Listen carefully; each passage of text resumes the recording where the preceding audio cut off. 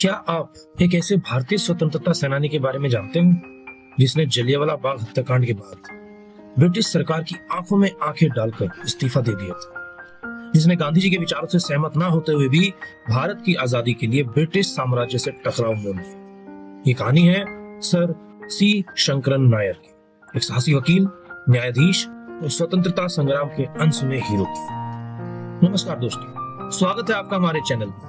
आज हम बात करेंगे एक ऐसे महान भारतीय नेता की जिनका नाम इतिहास में हमेशा सम्मान के साथ लिया जाएगा, सर सी शंकरन नायर। उन्होंने ब्रिटिश साम्राज्य के खिलाफ एक महत्वपूर्ण मुकदमा दायर किया, खासतौर पर जलियांवाला बाग हत्याकांड के बाद। शंकरन नायर एक भारतीय वकील और राजनेता थे। उन्होंने 1906 से 1908 तक मद्रास के महाअधिवक्ता के रूप में, 1908 से 1915 तक मद्रास उच्च न्यायालय में एक कनिष्ठ न्यायाधीश के रूप में, 1915 से 1919 तक वायसरॉय की कार्यकारी परिषद के सदस्य के रूप में कार्य किया। 1897 में वे भारतीय राष्ट्रीय कांग्रेस के अध्यक्ष भी चुने गए थे। इस वीडियो में हम जानेंगे कि किस तरह उनका संघर्ष भारतीय स्वतंत्रता संग्राम के महत्वपूर्ण हिस्से के रूप में उभरा और उनका अद्वितीय साहस हमारे इतिहास का हिस्सा बन गया।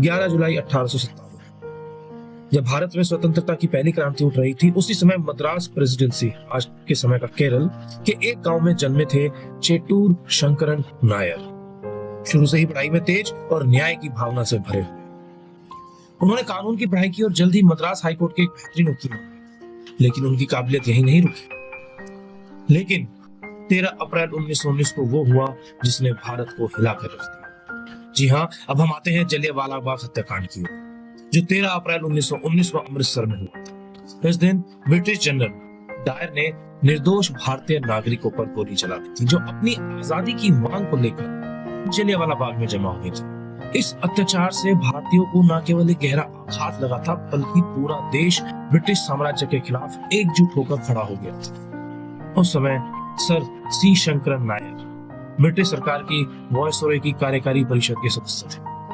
जब जलियांवाला बाग हत्याकांड की जांच के लिए एक समिति का गठन किया गया तो वे इस समिति के सदस्य थे। लेकिन शंकरन नायर ने यह महसूस किया कि ब्रिटिश सरकार इस हत्याकांड की वास्तविकता को छुपाने की कोशिश कर रही है।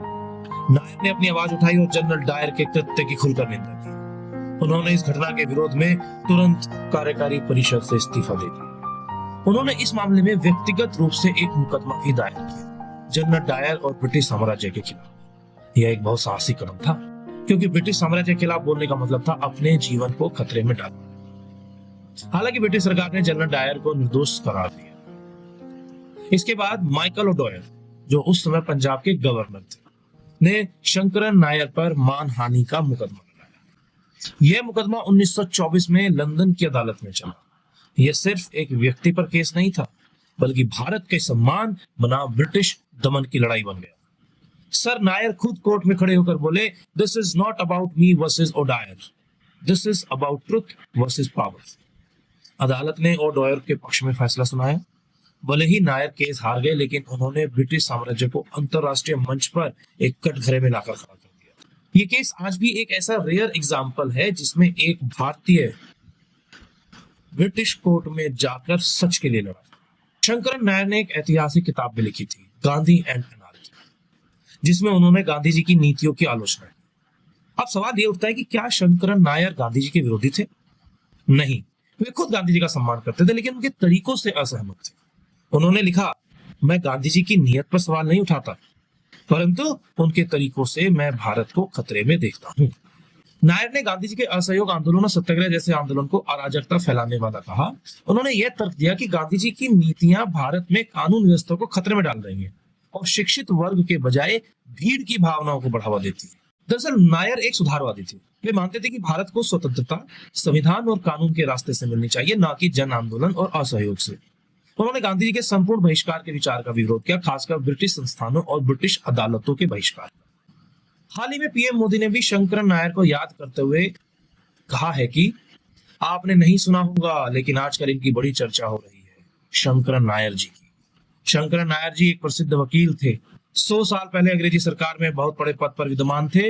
वो सत्ता के साथ रहने का सुख, चैन और मौज सब कुछ कमा सकते थे, लेकिन उन्होंने विदेशी शासन की क्रूरता के विरुद्ध जलियांवाला बाग हत्याकांड से व्यथित होकर अंग्रेजों के खिलाफ आवाज उठाई। अंग्रेजी सरकार की बड़ी नौकरी को लात मार। पीएम मोदी ने आगे कहा कि यह एक भारत श्रेष्ठ भारत का एक उदाहरण है कि कैसे केरल का एक व्यक्ति पंजाब की एक घटना के लिए अंग्रेजी सरकार से टकरा गया। यही स्पिरिट हमारी आजादी की लड़ाई की प्रेरणा है। अभी हाल में अक्षय कुमार द्वारा अभिनीत केसरी चैप्टर 2 मूवी भी शंकरन नायर जी के ऊपर ही बनी है। 1934 में शंकरन नायर का निधन हुआ, लेकिन उनका साहस, उनकी न्यायप्रियता और उनका त्याग आज भी हमें प्रेरणा देता है।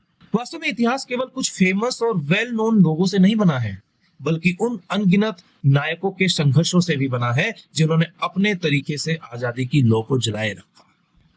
सर सी शंकरन नायर ऐसा ही एक नाम है जिसे भारत कभी नहीं भूल सकता। तो दोस्तों, शंकरन नायर का जीवन हमें यह सिखाता है कि साहस और सत्य की ताकत से बड़े साम्राज्य को भी चुनौती दी जा सकती है। उनका यह कदम हमें आज भी प्रेरित करता है कि हमें कभी भी अन्याय के खिलाफ चुप नहीं रहना चाहिए। अगर आपको यह कहानी प्रेरणादायक लगी तो लाइक करें, ऐसी और अनसुनी कहानियों के लिए सब्सक्राइब करें और इस वीडियो को शेयर जरूर करें ताकि ये प्रेरणा और सभी लोगों तक भी पहुंच सके। धन्यवाद। जय हिंद, जय भारत।